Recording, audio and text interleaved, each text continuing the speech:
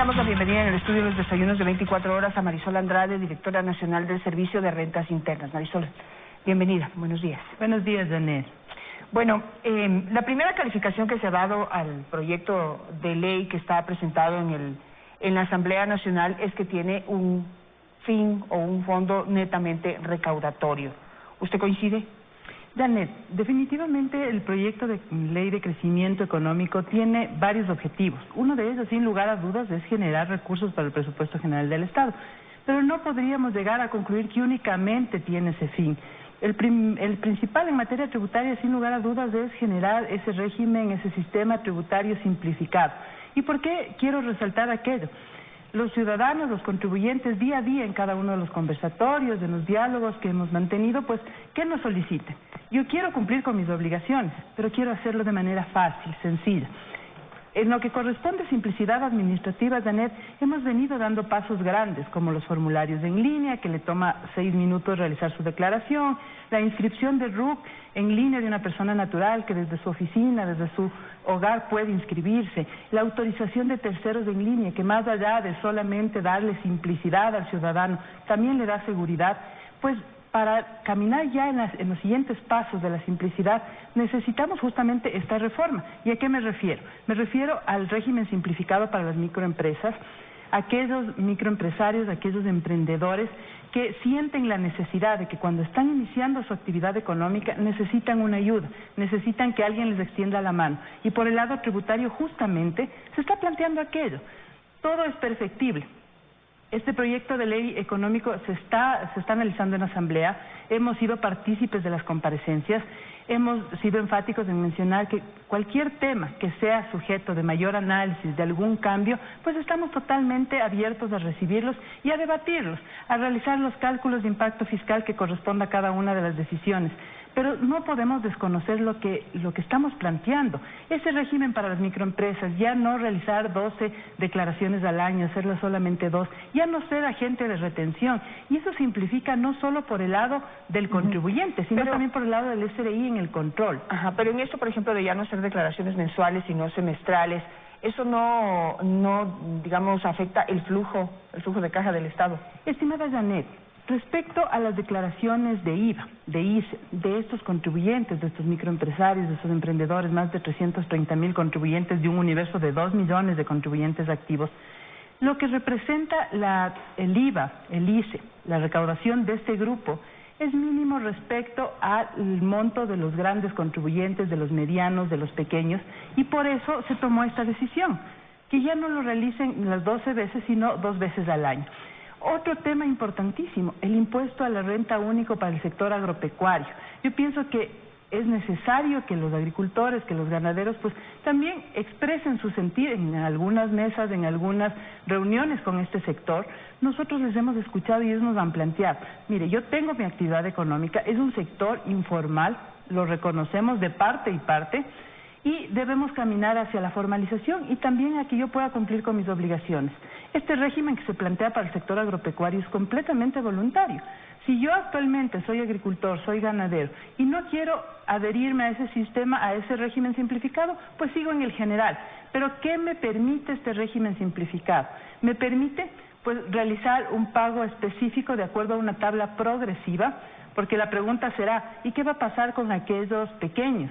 Aquel ganadero que tiene 2, 3 vacas, un agricultor que tiene una media cuadra, pues también se ha considerado aquello. Este proyecto de ley de crecimiento económico tiene un gran enfoque de progresividad y justamente, cuando me refiero a aquello, pues es repartir esa carga tributaria de acuerdo a la capacidad contributiva. Y cuando hablamos de aquello, se establece en este impuesto a la renta única del sector agropecuario una franja exenta, Janet. Es decir, si ese pequeño agricultor, si ese pequeño ganadero decide pasarse a este régimen simplificado para el sector agropecuario, si tiene desde $1 hasta $13,000 al año, no va a tener que pagar, pero sí va a estar formalizado. Y esa formalización de ese pequeño agricultor ganadero le permitirá al contribuyente, al ganadero, al agricultor un poco más grande, al mediano, pues poder tener sustento de sus compras y poder cumplir con sus obligaciones de manera oportuna. Una de las críticas que siempre se le ha hecho a los gobiernos y al SRI en particular es que, digamos, cada vez que se proponen reformas para los que ya pagan, paguen más. pero no se amplía de manera importante la base, digamos, la base de contribuyentes. Estas reformas que se están proponiendo, ¿cómo aportarían eso, ampliar la base? El régimen simplificado para el sector agropecuario justamente apunta a aquello, justamente apunta a ampliar esa base sin necesidad de que al momento esos pequeños contribuyentes pues tengan que pagar un impuesto, sino que se formalicen.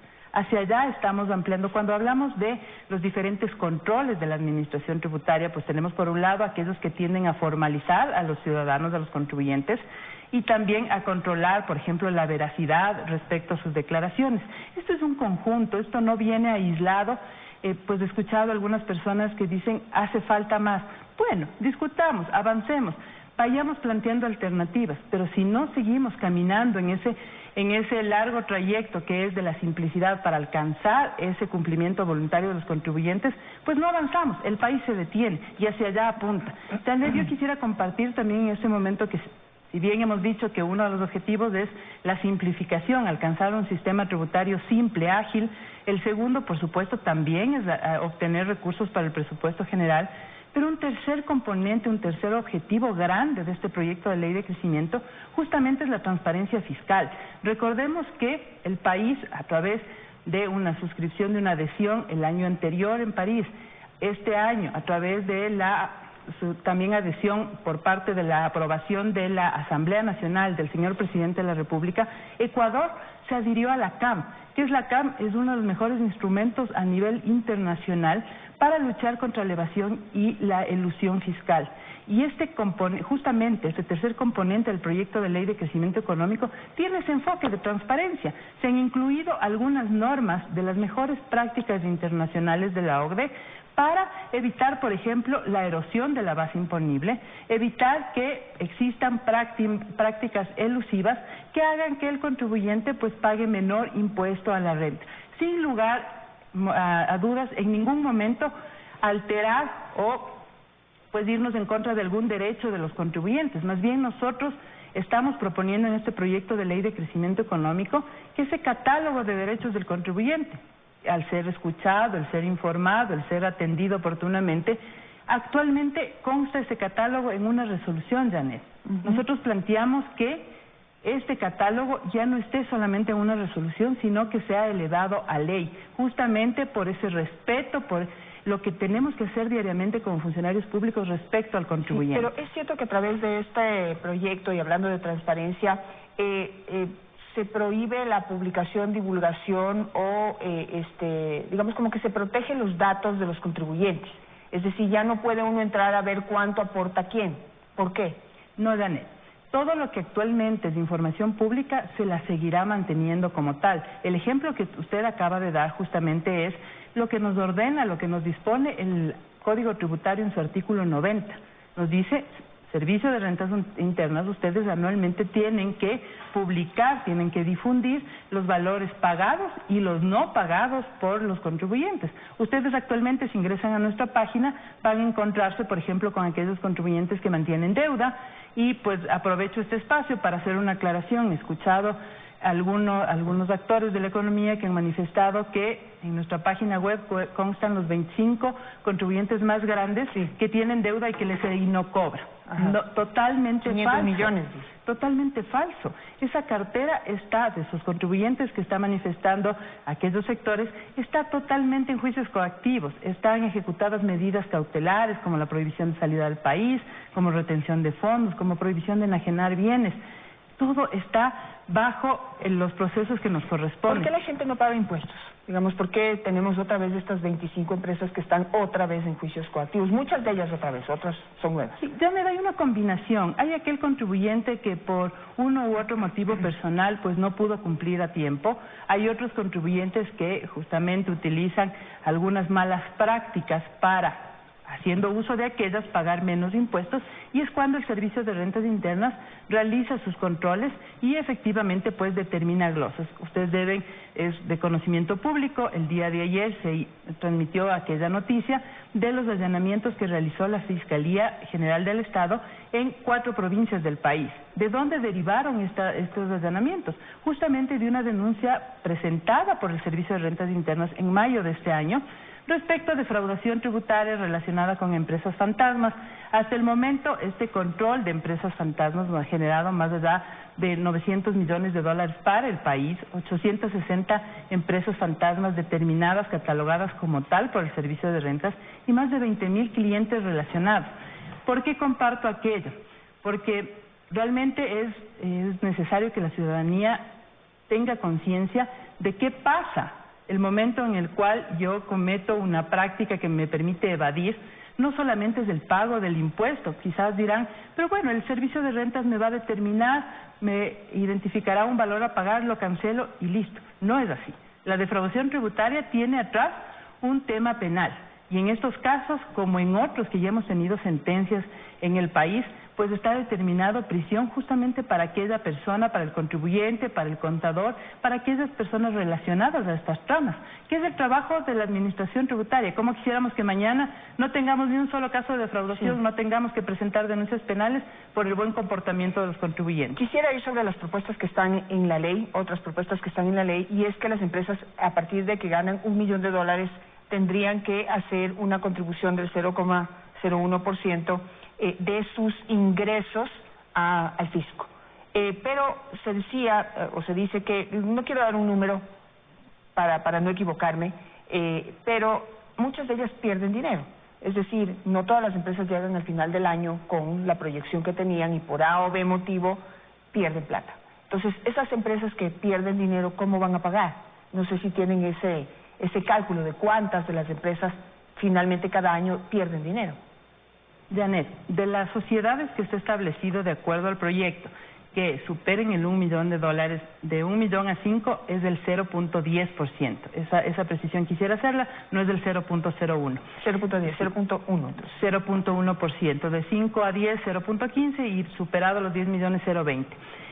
En el texto menciona que esta contribución temporal no podrá ser superior al 25% del impuesto a la renta causada. De las cifras, en porcentaje, me voy a permitir compartir con usted de este total de más de 10.500 sociedades que tienen que presentar esta contribución, el 90% tiene un total, hablemos de aquellas sociedades que tienen más de $1 millón de ingresos, tienen ganancia. Y la diferencia, el 10%, han presentado pérdidas.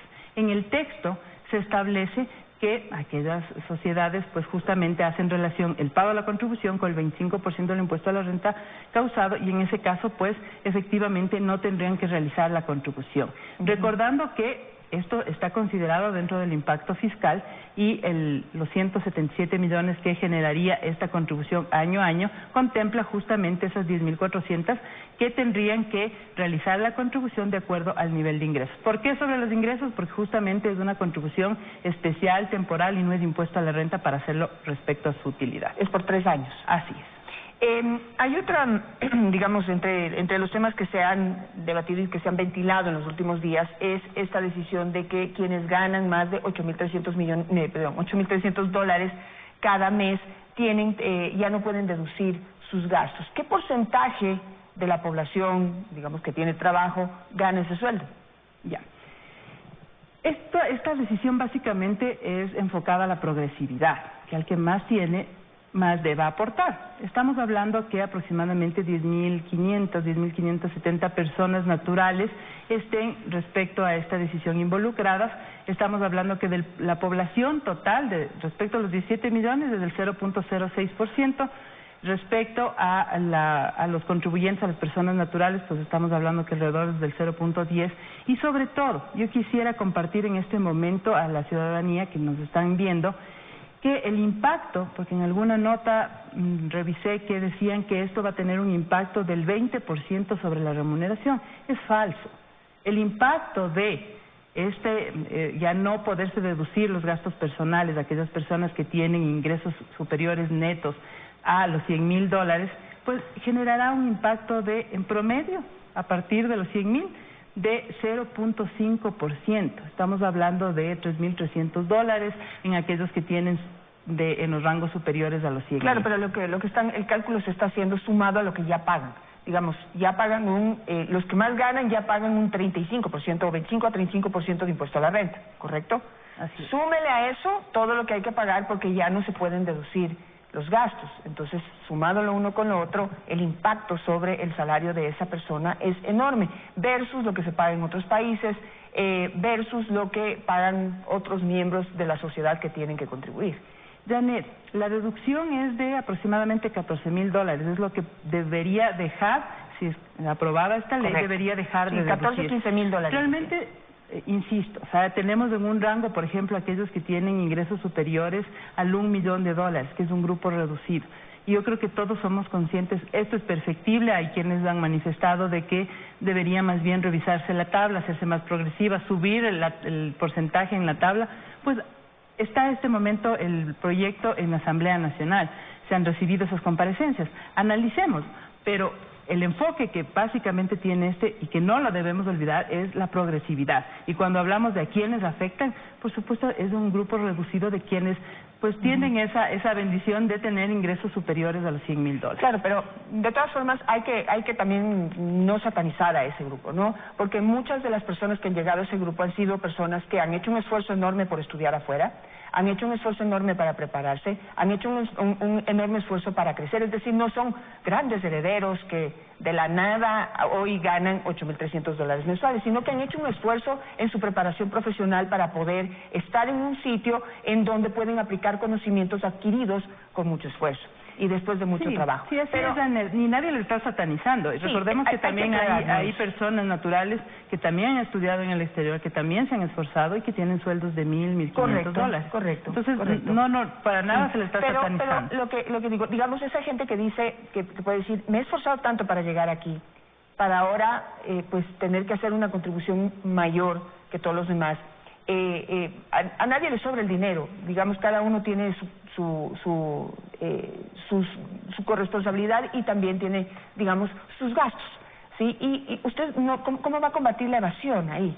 Porque ya, primero, hay formas, debe haber formas, o me imagino que se imaginarán formas de ya no registrar ese salario así total, para no tener que pagar esta contribución. Eso por un lado. Y por otro lado, lo que más dicen es que tal vez la gente deje de gastar, ¿sí? Es decir, hoy la posibilidad de deducir los gastos motiva ese gasto, incentiva el gasto, pero si ya gastar no me va, no voy a poder compensar, entonces mejor no gasto.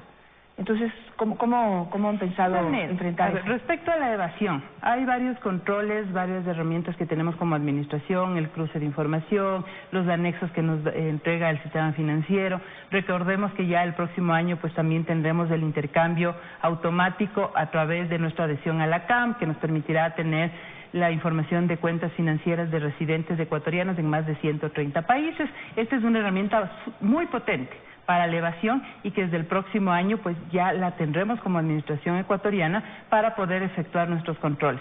Respecto al segundo tema que usted manifiesta, que va a bajar el consumo.